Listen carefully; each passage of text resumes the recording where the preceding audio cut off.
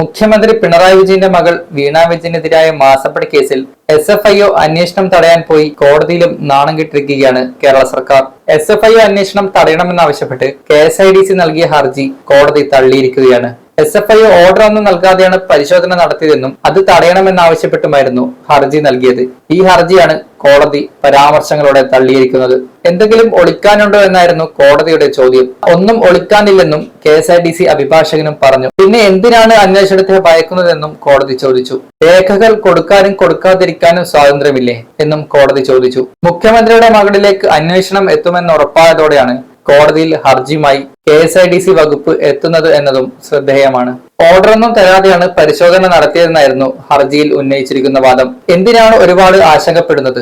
ഒളിപ്പിക്കാനൊന്നും ഇല്ലെങ്കിൽ എന്തിനു ഭയക്കണമെന്നും KSIDCയോട് കോടതി ചോദിച്ചു. തള്ളിയ ഹർജി കോടതി 12-ന് വീണ്ടും പരിഗണിക്കും. KSIDCയുടെ തിരുവനന്തപുരത്തെ ഓഫീസിൽ സീരിയസ് ഫ്രോഡ് ഇൻവെസ്റ്റിഗേഷന്റെ പരിശോധന തുടങ്ങിയിട്ടുണ്ട്. SFIO ഡെപ്യൂട്ടി ഡയറക്ടർ അരുൺ പ്രസാദിന്റെ നേതൃത്വത്തിലുള്ള 4 ഉദ്യോഗസ്ഥരാണ് പരിശോധനയ്ക്ക് എത്തുന്നത്. വ്യവസായ വകുപ്പിന് കീഴിലുള്ള പൊതുമേഖലാ സ്ഥാപനമാണ് KSIDC.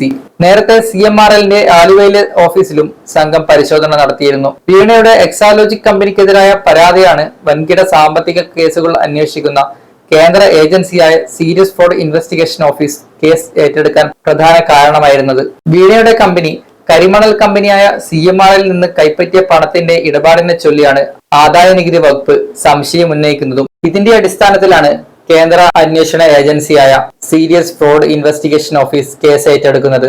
വീണ വിജയൻ മാസപ്പടി വാങ്ങിയത് അടക്കമുള്ള പരാതികളിലാണ് SFIO അന്വേഷിക്കുക.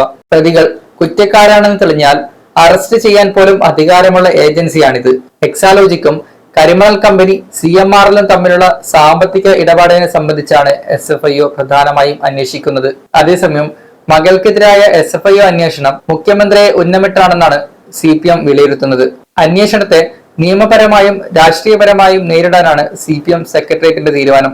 ആദായ നികുതി വകുപ്പ് ഇന്റർനൽ സെറ്റിൽമെന്റ് ബോർഡ് ഉത്തരവ് വന്നപ്പോൾ 2 കമ്പനികൾ തമ്മിലുള്ള സുതാര്യ ഇടപാടാണെന്ന് പറഞ്ഞായിരുന്നു മുഖ്യമന്ത്രിയുടെ മകൾക്കുള്ള CPM പിന്തുണ.